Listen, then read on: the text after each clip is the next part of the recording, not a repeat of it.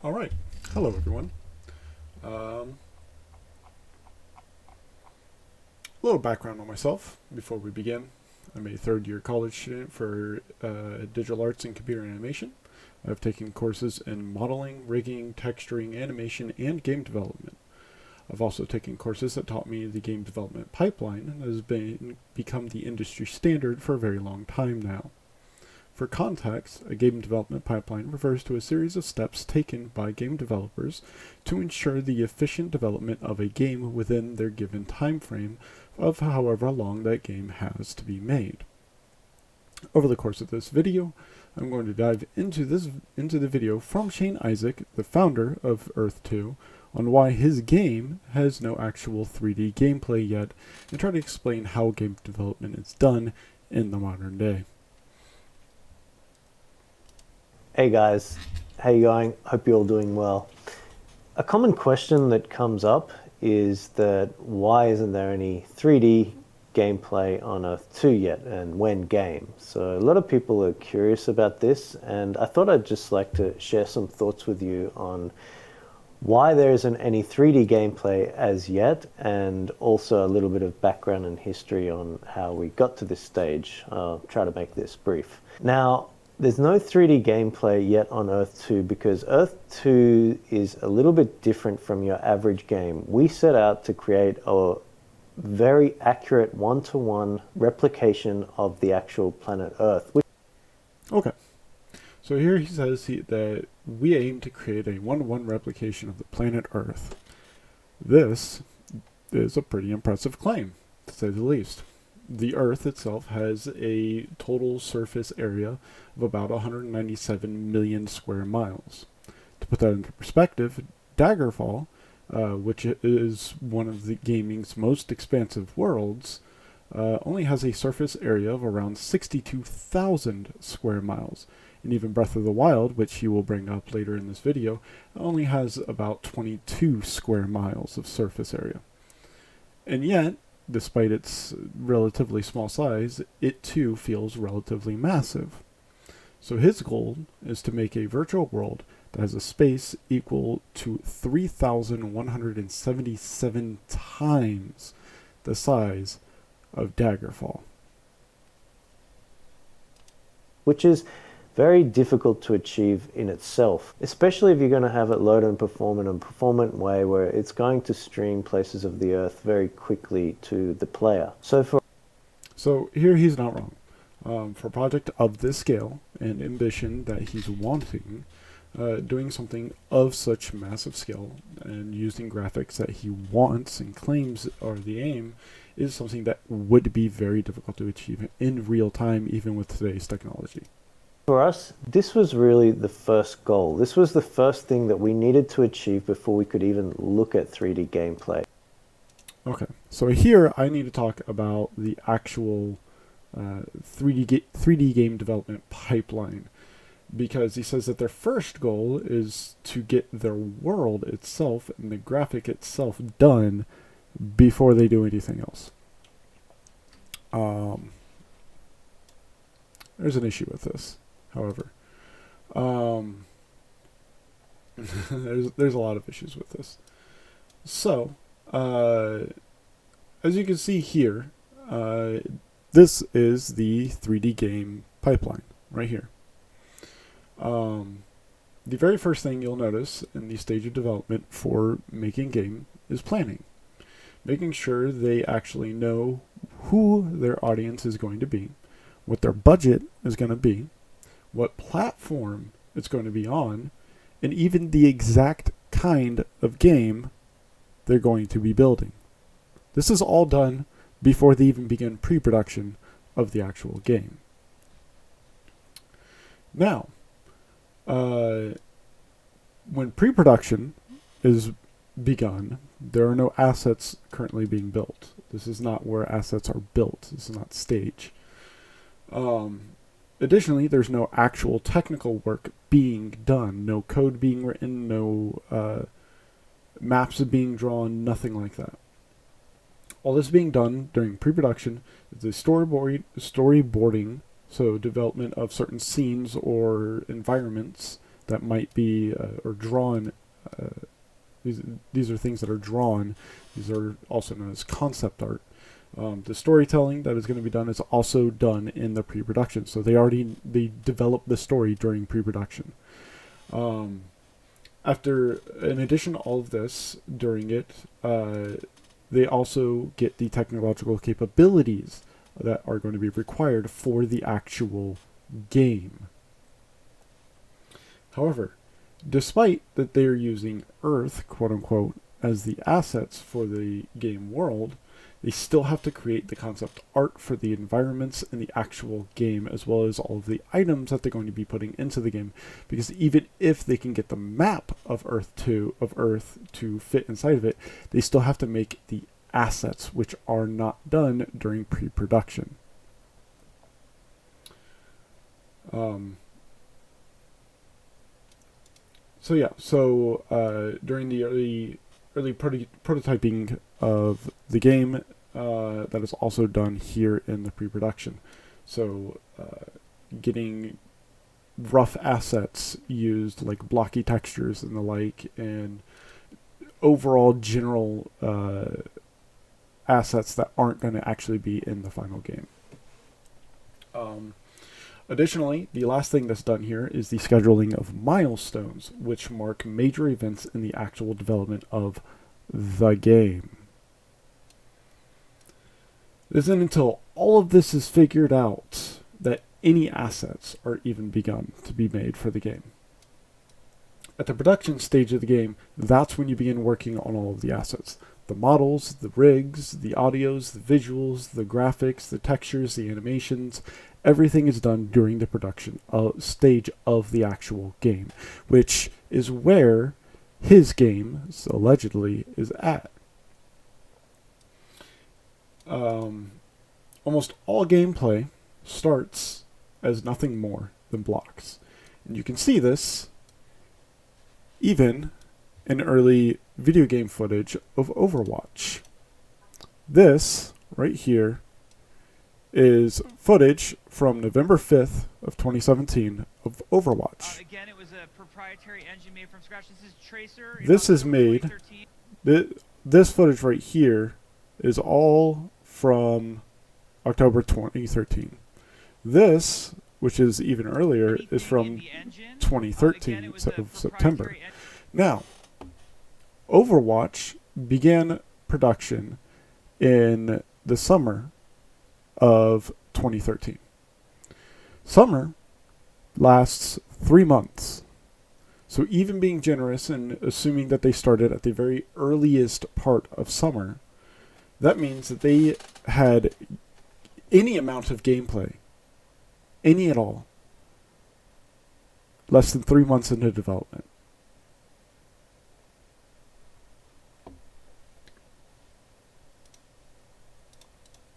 And as many people have publicly claimed, this is not an easy thing to achieve in itself. And another thing to consider is that we're only 16 months old. We're not even a year and a half into this. Okay. So here again, he isn't necessarily wrong. His statement of only being 16 months old is a perfectly valid one. It isn't surprising for honestly how little they've shown of anything. And the prototyping and pre-production alone can last for up to 24 months. So they're not even at the 24-month mark of when Earth 2 was started. And we have a much more ambitious project than a lot of other games. Many of these, many other games take many, many years to release even an alpha. So putting things into perspective, it's no surprise that we haven't launched any 3D gameplay yet. Okay, so here he's claiming that just because they're only 16, of their 16-month time frame that they've existed, this is why they don't have any 3D gameplay yet. I, Shane Isaac, am going to actually call it entire bullshit on this, because as we just saw, Overwatch had gameplay as early as September of 2013. And Overwatch began production as Titan in the summer of 2013. However, despite the fact that they had gameplay within 3 months of them starting, your project has been out for 16 months now by your own admission and by the start date of Earth 2, and yet has no gameplay at all. There is no gameplay at all. The definition of gameplay is the tactical aspects of a video game, such as its plot and the way it's played, as distinct from the graphics and sound effects. You do not have gameplay, Shane Isaac. You don't. This is a long-term project. Everybody's known this from the beginning, and I guess our stance on this is that we don't see a problem with laying foundations now for technology that can and will exist in the future. The hardware technology is almost doubling in its capabilities every few years at the moment. So there's no problem with us laying the foundation now. Okay. So here's what he's talking about is Moore's law, which is an observation that it's specifically the observation that the number of transistors in a dense integrated circuit doubles about every 2 years. However, what he fails to mention is the fact that while this is still valid, even in 2021 and 2022, the relevance of it has diminished in the face of new ways of measuring process power. Additionally, the number of transistors that we can actually fit on a circuit board is drastically dwindling as the size of the actual transistors gets smaller. And we're beginning to reach the limit of how small we can make transistors, Shane. And building tech that's going to be relevant and can be used with future hardware, it's quite perceptive of us, I believe, to be building this now. And I love that we're sharing this journey with people who share that same vision and realize this. So before we're able to release any type of 3D gameplay, we first need to get our platform in shape and ready. We have to set that foundation. And Okay. No, Shane. No. You need to establish what your actual game is first, and you need to actually know what it is. If we just go back to this right here, Shane, you can't answer any of these questions. You can't answer a single one, Shane. You cannot answer any of the questions in the planning phases. What are you building? What is your budget? Who is your audience? And what platform? Okay, I'll give you this one. You probably know which platform you're going to be on because it's already out, quote unquote, as a browser. However, you cannot answer any of the pre-production questions. You can't. There is no early prototyping because there is no game. You don't even have the technological capabilities, as you yourself just admitted. You're building the foundations for when the technology actually emerges. You don't have any milestones set, because if you did, you'd have an actual game. And I guarantee you don't have a storyboard or any kind of storytelling, because again, there's no fucking game. And yet, in spite of all this, you're trying to skip directly to the production. But only the production of visual art assets. You don't actually have even any modeling assets available in your game. Well, game. And that is the difficult part. It has been the difficult part. We've had very talented developers working on this solution. You guys will get to see some of that in action on the video that we released this weekend, but it's still a work in progress, and we are still committed though to making sure that we get version 1 out this year so people can actually see how it works and experience it firsthand. So we are committed to doing that. The 3D gameplay will come. It will come after that. There's no point in us introducing 3D gameplay if it isn't based on the entire 1-to-1 scale replication. Wrong again, Shane. So very wrong. Overwatch had gameplay within the first 3 months. It doesn't need to be a 1-to-1 scale. It doesn't. The Overwatch world, none of the maps existed. Not a single one. The development footage that we saw earlier, which I'll just bring it back up while I'm talking about this. That way you can just watch it for yourself. They don't even have a level built here. Unable to put guns in her hands, so she had to shoot laser beams out of her eyes. They couldn't even put guns in her hand, Shane. She had to shoot laser beams. This is footage of Tracer. As you can see, this is the very first playtest of Overwatch ran by our assistant game director Aaron Keller. The point of this playtest At November 2013. November of 2013. This is what they were at for their gameplay. was to make sure This was just a few months in, Shane. A few months. And this is what they had for gameplay.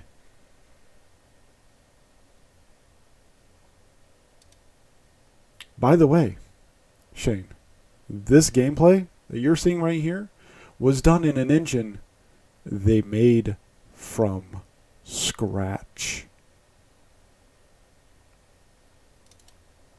They made it from scratch, Shane. Of the planet Earth.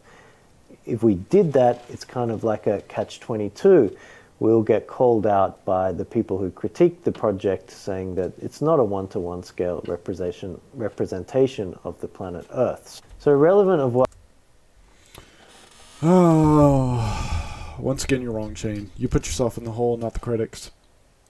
You were the one that said it was going to be a 1-to-1 scale. You were the one that put it on your website. You are the one that set the bar. You are the one that set this as the thing for your project, not the critics. Additionally, you know what the Earth looks like. You can see it on Google Maps right now, or any flight sim in the world. Everyone can know how the base gameplay scales off of the Earth, Shane, because the Earth has been publicly accessible knowledge of the entirety of it for decades. What other people think, it still made sense to us to ensure that that platform, that foundation is created first. And this is the reason why we haven't been able to introduce 3D gameplay yet, because we needed to get our platform for the entire planet Earth ready perfectly. And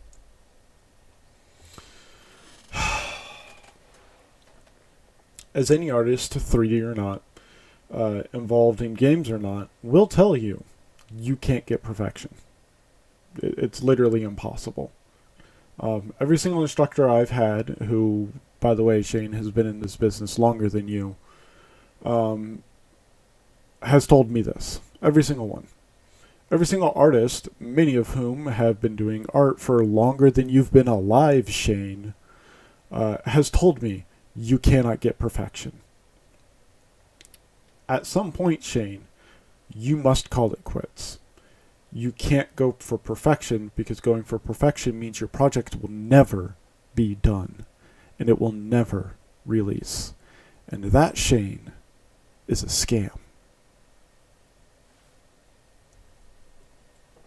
And it's not just like a 1-to-1 representation of the planet Earth. It's also making sure that the tiles, the land that people have purchased, making sure that they're accurately represented inside of that world. It's making sure that, like, when you zoom in and out of the world, that we have the maths operating correctly. So when you're out, you see the world as a whole. When you come in, it slowly adjusts to the correct balance of how the Earth to digital land platform is designed. So there was a lot of work involved in the solution that we're creating. And Okay, Shane. You're funny. No, there's really actually not a whole lot of work that goes into it. In fact, there's no work at all that needs to go into it. Because what you've described, Shane, is a digital map. You've described a digital map.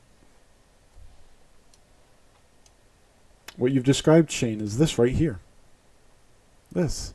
In fact, if I can figure this out, I can... Oh, that's where they are. Layers. Fantastic. Terrain. Right now, Shane, I can do this. In real time. You're watching me do this. Look at this. In the whole entirety of the world. Right here. And I could just zoom in on any part in the world that I want.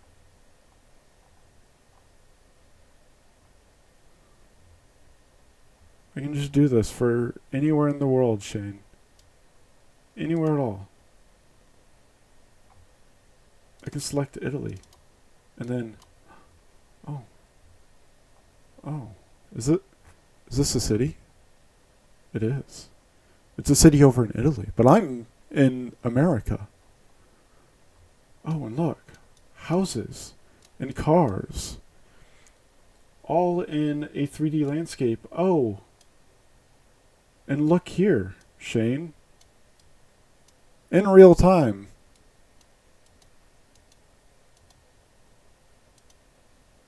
In real time, Shane.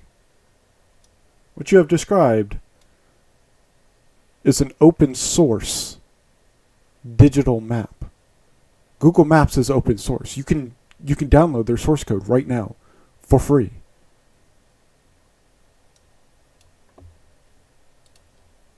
That's why it's taken a little bit of time before we can introduce that 3D gameplay. I'm a gamer. I want 3D gameplay as much as everybody else. I can't wait for it. In fact, as a younger kid growing up, in every game that I played, I always wanted to go to that place in the background where you couldn't get to, the place where you're not allowed to go. That was always something that was very... So here he's just trying to be relatable, trying to show that he's sympathetic to gamers, to the pleas for 3D gameplay, which should have existed within the first 3 months, Shane. Very appealing to me. So I still remember as an adult when Zelda Breath of the Wild, when that demo was shown by Nintendo of this open world feel coming to Zelda, that just excited me beyond anything else. I was so excited to... Okay, one, coming to Zelda, Mister, if you were an actual gamer, Ocarina of Time. You're not a gamer. Open world has come to Zelda before. In fact, it's arguable that most, if not all, Zelda games are open world. For the most part. Yeah, they've got a linear structure, and yes, especially with the early ones, like on the Super Nintendo, they were structured. You went from point A to point B, you really couldn't skip them too much, but even back then on the Super Nintendo, you didn't have to do the dungeons in a set order. You didn't. You could do them in almost any order you wanted. Yes, there were some items you needed that you couldn't get without items from other dungeons. But for the most part, you could do it in whatever order you want. And you know what? You know what else? In that first Zelda game, you can beat it in like 15 minutes. And I'm not even joking. You can get to the end credits in like 15 minutes. Open world didn't come to Zelda. It's always been there. Breath of the Wild was just the next new thing for Zelda. It was the next step in the Zelda timeline and in the Zelda franchise. Tell me, Shane, do you even know which one is actually Zelda? To be able to play that game. Also, I would just like to take this time to point out that you can tell he's really trying to think of his words and choose them wisely. He's doing a lot of pauses, a lot of very heavy breathing, and a lot of very heavy sighs, which are all indicators of someone being very nervous. What you nervous for, Shane?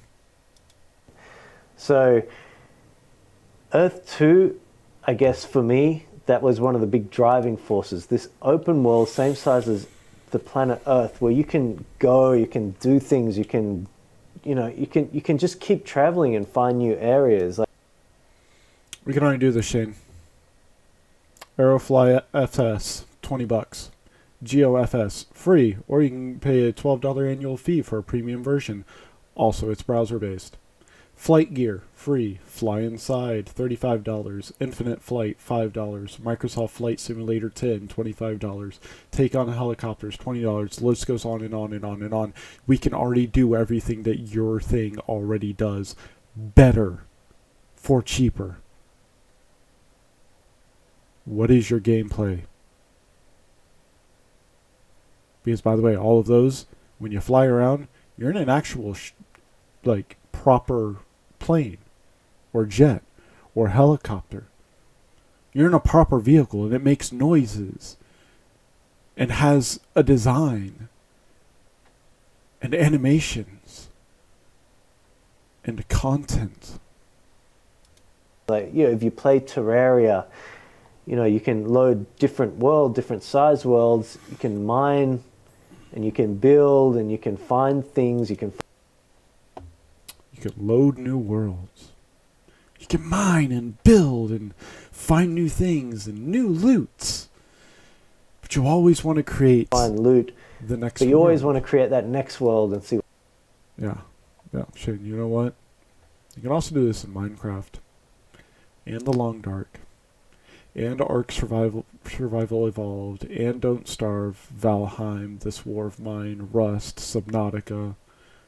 The list goes on. By the way, Shane, Minecraft has the largest possible open world land to explore at 1.5 billion square miles. Your project's not the most ambitious, Shane. It's not. See what's there. You create that next world and see what's in that one.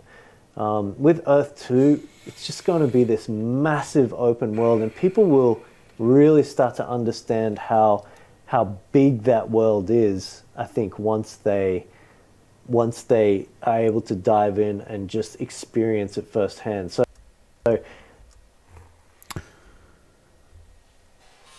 this is why I'm making this video. Is this comment right here, Shane? Let's go back one more time. Just really listen to what it was that he just said.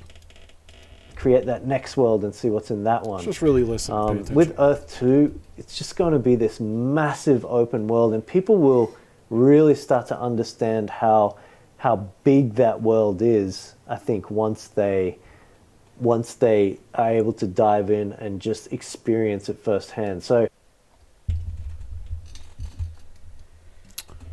with Earth 2, it's going to be a massive open world game, and players will really start to understand how big that world is, I think, once they are able to dive in and experience it firsthand. Shane, what you just said is that we cannot possibly understand how big your project, Earth 2, which is a 1-to-1 replication of Earth,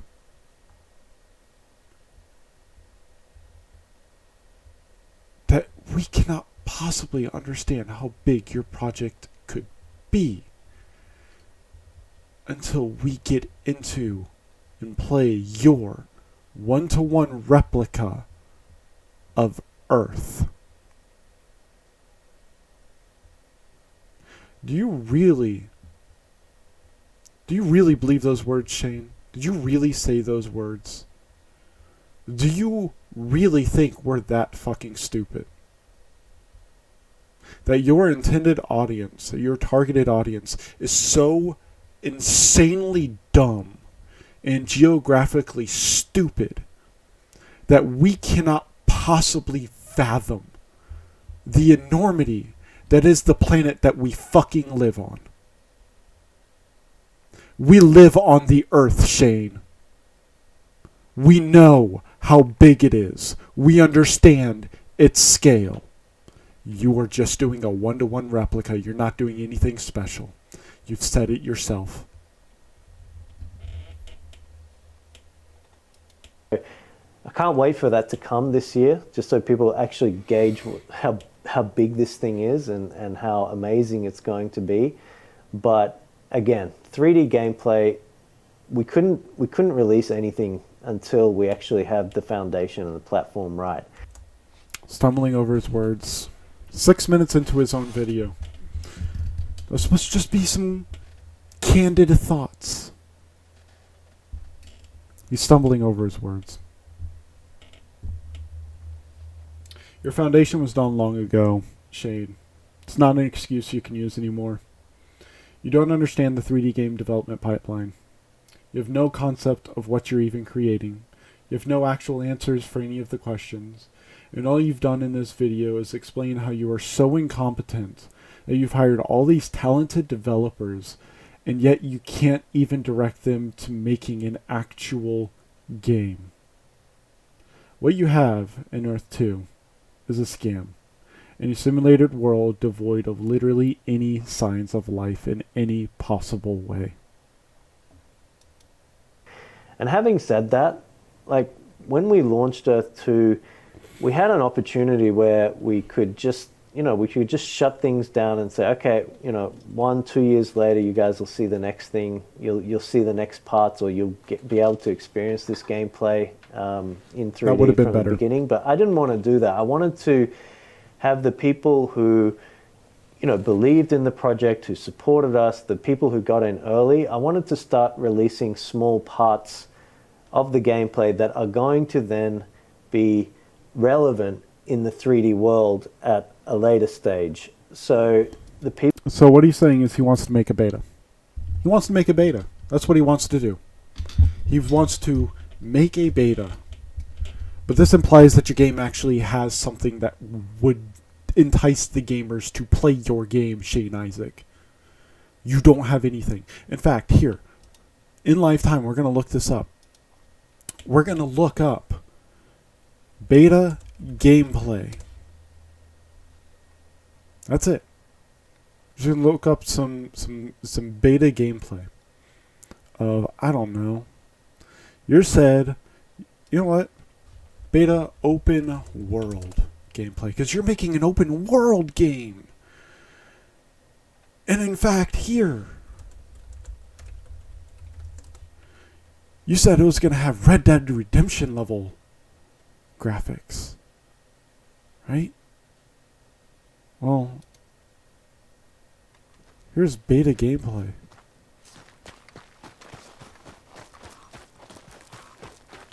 Look at this. Been a while, boy. Look at this, Shane. Out of here, you'll get bushwhacked. There's actual gameplay and content here. But if we just even take out that, just look for beta open world gameplay. I don't know. Project Arrival, whatever this is. Let's look at this. I've never even heard of this game before. But look at this.